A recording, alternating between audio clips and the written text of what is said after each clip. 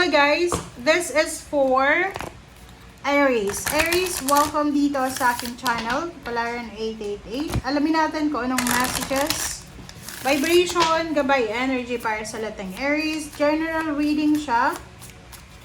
So, for the month of November 2025, Aries.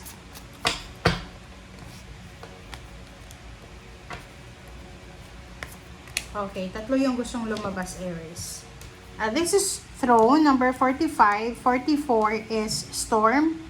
And number 13, 4, Lioness. So, nasa ano ka naman fire sign energy ka. So, kung makikita mo dito, sinasabi ng barahan na sa buwan ng November, ang dami-daming blessings na posibleng pumasok sa buhay mo. Possible na pumasok. But be careful kasi minsan, hindi natin masyadong na-appreciate yung blessing sa papasok kasi nakafocus tayo sa kung ano yung wala sa atin. So, bago pumasok yung November, Aries, kung ako lang para sa'yo, you need to be grateful. Maging thankful and grateful ka sa blessing, sa mga pagpapala, biyaya na nangyayari sa buhay mo. Etong number 45 na to na 9, sinasabi ng barahan na may mga possibilities ng salary increase, higher position, new job, new career, empowerment to diba? Marireclaim mo yung power mo. Halimbawa, maraming ninakaw sa yung pera, possible na makuha mo ulit, mabawi mo. Like, halimbawa, negosyo, maraming nawala sa iyo sa negosyo, so posibleng mabawi mo din. So, Storm, sinasabi ng barahan na ihanda mo yung sarili mo, prepare yourself, Aries, kasi yung bagyo sa buhay mo, yung past storm, past problems, past na, halimbawa last year or few years ago or few months ago na bagyo na dumating sa buhay mo ay posibleng matatapos na siya. Kumbaga, malapit na.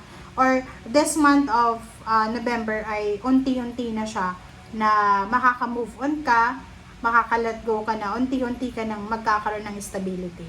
And number 13, okay, number 13 which is 4, sinasabi ng barahan na lahat ng pinagdaanan mo, masama man yan or maganda man, lahat yan ay pabor sa'yo. Kumbaga, minsan 'di ba, may mga tao na parang iniisip nila na pag nakaranas sila ng hindi maganda na pangyayari sa buhay nila, akala nila sila na yung pinaka-less na tao.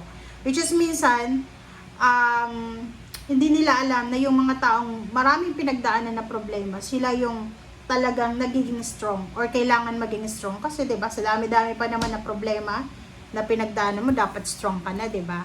Okay, so dito sa barahang to, sinasabi ng baraha sa'yo na you need to prepare yourself, okay? Ihanda mo yung sarili mo kasi lahat ng yan na pinagdaanan mo, parang hinubog ka hinubog ka ng mga problema, ng mga luha na lumabas sa mata mo, parang ganyan. Okay?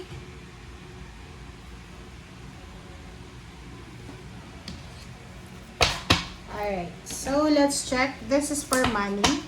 Tingnan natin, ano ba ang message para sa Aries ngayong buwan ng November. This is money.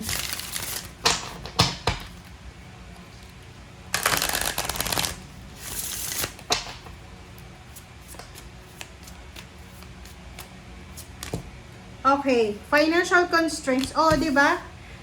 This is the month para sa iyo. So halimbawa, for the last 4 years or 4 months or 1 year ago, nakaranas ka ng financial problems. This month, sinasabi ng barahan na eto na yung buwan na posibleng you will be victorious babawi ka, or the universe will give you second chance, third chance, fourth chance, or kung ano man itong chance na to, and you will be victorious. Kumbaga, yung November na to, marirealize mo na kahit marami kang pinagdaanan na problema sa past mo, you're still victorious.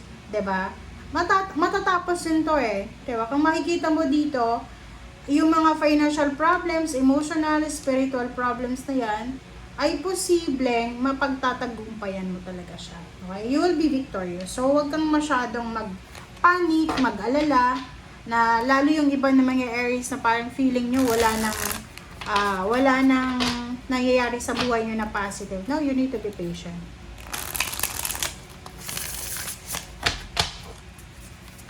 Oops. Okay, do not give up. Do not give up, not enough energy is put into this. So, diba?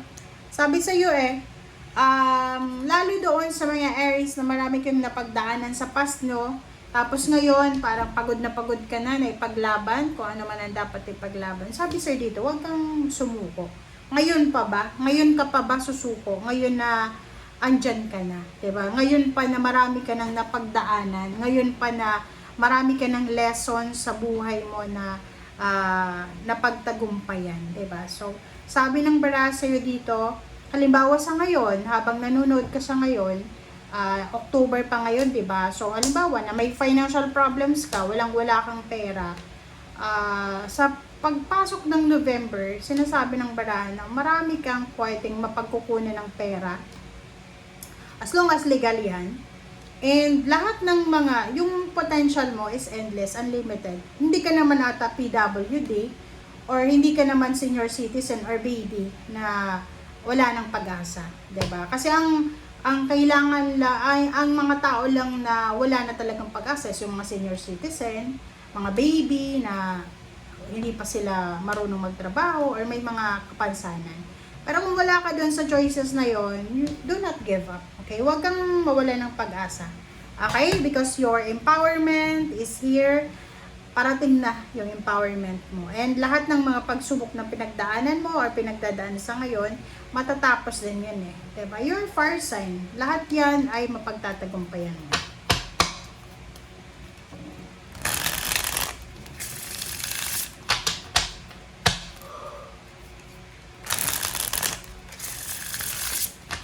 Okay.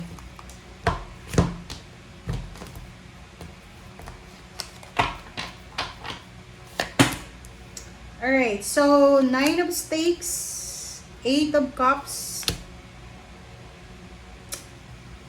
Alright, so page of cups,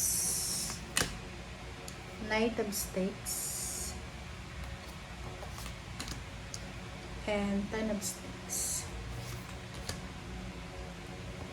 Okay guys, so kung makikita mo dito sa 6 cards na yan, tingnan mo to, ito 9 of stakes to eh. Diba? Willingness siya.